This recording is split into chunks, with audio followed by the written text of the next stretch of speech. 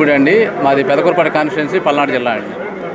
నేను తెలుగుదేశం పార్టీ తరపు నుంచి నామినేట్ అయిన ఎంఎస్ఎంఈ డైరెక్టర్ అండి.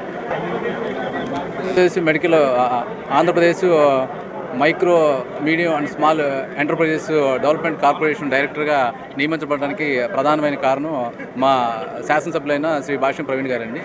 వారు ఒరిజినల్గా పార్టీకి ఎవరైతే మొట్టమొదటి నుంచి కష్టపడి వర్క్ చేసి ఉన్నారో, పార్టీకి వెన్నుదన్నుగా ఉన్నారో, అన్ని వర్గాల వారిని న్యాయం చేసుకుంటూ సమానంగా అందరికీ సమాన అవకాశాలు కలిగించారు. భాగంగానే నాకు ఈరోజు Andhra Pradesh MSME development corporation director పదవి వచ్చింది. ఇది నేను చాలా సంతోషంగా భావిస్తున్నాను. నేను బేసికల్గా డాక్టర్ని. నాకు మాల్పాని చరణ్ నర్సింగ్ హోమ్ అనే హాస్పిటల్ ఉంది విజయవాడ వన్ టౌన్లో.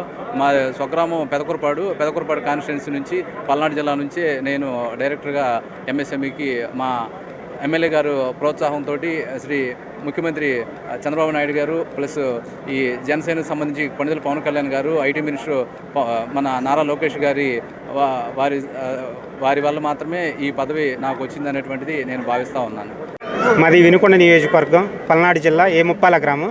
నా పేరు రాపర్ల జగ్గారావు. నేను గత 24 సంవత్సరాలుగా తెలుగుదేశం పార్టీలో సాధారణ కార్యకర్తగా పనిచేయడం జరిగింది. తర్వాత గ్రామ పార్టీ అధ్యక్షునిగా పనిచేయడం జరిగింది. తర్వాత వరుసన 4 టర్మ్స్ అంటే సుమారు 11 సంవత్సరాలు మండల పార్టీ అధ్యక్షునిగా పనిచేయడం జరిగింది. అంతేకాకుండా గతంలో ఎంపీపీగా కూడా పనిచేయడం జరిగింది. జిల్లా అధికార ప్రతినిధిగా 4 సంవత్సరాలు పనిచేయడం జరిగింది. జిల్లా అధికార ప్రతినిధిగా పనిచేసేటప్పుడు సుమారు పార్టీ అధ్యక్షులుగా ఆంజనేయులు గారు ఉన్న సమయంలో పల్నాడు జిల్లాలో 7 నియోజకవర్గాల ఎలక్షన్ వరకు చూడటం జరిగింది. అప్పుడు నా మీద యాక్టివ్గా పనిచేస్తున్నానని చెప్పి వరుసన 1 by 1 కేసులు పెట్టడం జరిగింది, సుమారు కేసుల వల్ల. కానీ మా శాసనసభ్యులు, రాష్ట్ర ప్రభుత్వ చీఫ్ విప్ జీవీ ఆంజనేయులు గారు, అలాగే మరి మన యువ నాయకులు నారా లోకేష్ గారి స్ఫూర్తితోటి, ముఖ్యమంత్రి వర్యులు నారా చంద్రబాబు నాయుడు గారి ఆదేశాల మేరకు నాకు ఈరోజు ఈ పదవిని ఇవ్వటం, ఎంఎస్ఎంఈ డైరెక్టర్గా ఇవ్వటం చాలా సంతోషంగా ఉంది. అండి, నా పేరు బండారు రవికాంత్. ఎంఎస్ఎంఈ స్టేట్ డైరెక్టర్గా నేను తెనాలి నియోజకవర్గం నుంచి ప్రాతినిధ్యం వహిస్తున్నాను.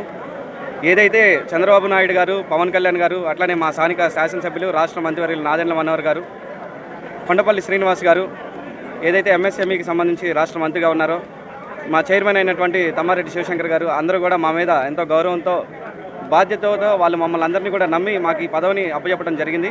ఈ పదవి ద్వారా మేమందరం కూడా రానున్న రోజుల్లో ఎంఎస్ఎంఈ ద్వారా కుటీర, చిన్న మధ్యతరగతి పరిశ్రమలు ఏర్పాటు చేసుకోవడానికి ప్రజలు ఏదైతే అవకాశాలు ఉన్నాయని ఎదురు చూస్తున్నారో వాటిని అన్నింటినీ కూడా ప్రజలకు పుష్కలంగా మేము వివరంగా కూడా చాలా క్లియర్గా కూడా వాళ్ళకి ఎక్స్ప్లెయిన్ చేసి రానున్న రోజుల్లో ఎంఎస్ఎంఈ పార్కుల్ని ఏర్పాటు చేయడంలో మా రాష్ట్ర వ్యాప్తంగా కూడా 13 మంది డైరెక్టర్లు ఎవరైతే ఈ రోజున ప్రమాణ స్వీకారం చేశారో వాళ్ళందరం కూడా బాధ్యత తీసుకొని ఈ రాష్ట్ర ప్రభుత్వం ప్రతిష్టాత్మకంగా తీసుకున్నటువంటి ఎంఎస్ఎంఈ విధానాన్ని కూడా మేము ప్రజల్లోకి తీసుకెళ్ళి వాళ్ళు రానున్న రోజుల్లో అభివృద్ధి చెందే విధంగా మేము అందరం కూడా సహకరిస్తామని చెప్పి రాష్ట్ర ప్రభుత్వం మాకు ఈ అవకాశాన్ని కల్పించినందుకు అందరికీ ధన్యవాదాలు తెలియజేస్తున్నాను.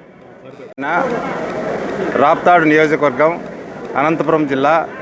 ఈరోజు మా బడుగు బలహీన వర్గాల ఆశాజ్యోతి గౌరవ శాసనసభ్యురాలు సునీతమ్మ గారు మా మీద నమ్మకం ఉంచి ఈరోజు ఆంధ్రప్రదేశ్ సూక్ష్మ, చిన్న మరియు మధ్య తరహా పరిశ్రమల అభివృద్ధి కార్పొరేషన్గా నన్ను ఎంపిక చేసినందుకు, మరి ఈ కార్పొరేషన్ ద్వారా వచ్చే నిధులు మరి అందరికీ, మరి అర్హత అయిన అందరికీ కూడా అందేదట్లా చూస్తామని సందర్భంగా విజ్ఞప్తి చేస్తూ 2029లో కూటమి ప్రభుత్వమే విజయమే లక్ష్యంగా మరి పనిచేస్తామని కూడా ఈ సందర్భంగా విజ్ఞప్తి చేస్తూ ఉన్నాం. నా గౌరవ ప్రధానమంత్రి నరేంద్ర మోడీ గారి సహకారంతో మరి ఆంధ్రప్రదేశ్ను అభివృద్ధి పథంపై నడిపిస్తూ ప్రపంచ పటంలో ఆంధ్రప్రదేశ్ గౌరవ ప్రతిష్టలు పెంచి తెలుగువారు గర్వపడేలా, మన ప్రతిష్టను దశ దిశలా మారుమరుగేలా చేసి ఆంధ్రప్రదేశ్లోని అన్ని ప్రాంతాలను సమానంగా అభివృద్ధి చేస్తున్న వ్యక్తులు మానశ్రీ నారా చంద్రబాబు నాయుడు గారు, పవన్ కళ్యాణ్ గారు, అదేవిధంగా యువనేత నారా లోకేష్ సారథ్యంలో ఈరోజు విద్య, ఉద్యోగాలు, ఐటీ రంగాల్లో మరి ఎంతో పురోగతి సాధించి వారికి కూడా మా యొక్క ప్రత్యేక ధన్యవాదాలు, కృతజ్ఞతలు తెలియజేసుకుంటూ ఈ అవకాశం ఇచ్చినందుకు ప్రతి ఒక్కరికి మా కృతజ్ఞతలు.